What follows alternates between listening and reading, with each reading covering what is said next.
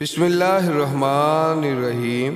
हज़रत बाबा बुल्ले शाह रहमतुल्लाह अलैह इरशाद फरमाते हैं कि पढ़ पढ़ किताबां इलम दियां तू नाम रख लिया काजी, हथ विच फड़ के तलवार ते नाम रख लिया गाजी।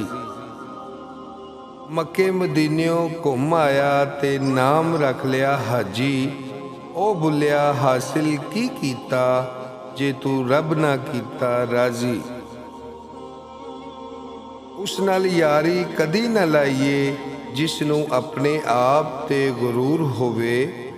माँ बाप नू बुरा कदी ना कहिए चाहे लख उन्हां दा कसूर होवे। राह चलदे नू दिल ना देवी चाहे लख चेहरे ते नूर होवे।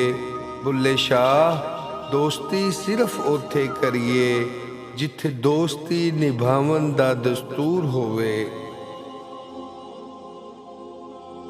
चढ़दे सूरज ढलदे वेखे, बुझदे दीवे बलदे वेखे।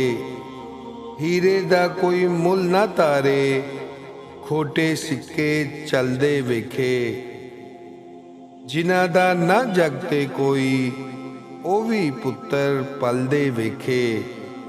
ओदी रहमत दे नाल बंदे पानी उत्ते चलदे वेखे। लोकी कहंदे दाल नहीं गलदी, मैं ते पत्थर गलदे वेखे। मैं ते पत्थर गलदे वेखे। जी नाजरीन, वीडियो पसंद आए तो वीडियो लाइक करें और भाई के चैनल को लाजमन सब्सक्राइब करें। मिलते हैं नेक्स्ट वीडियो में।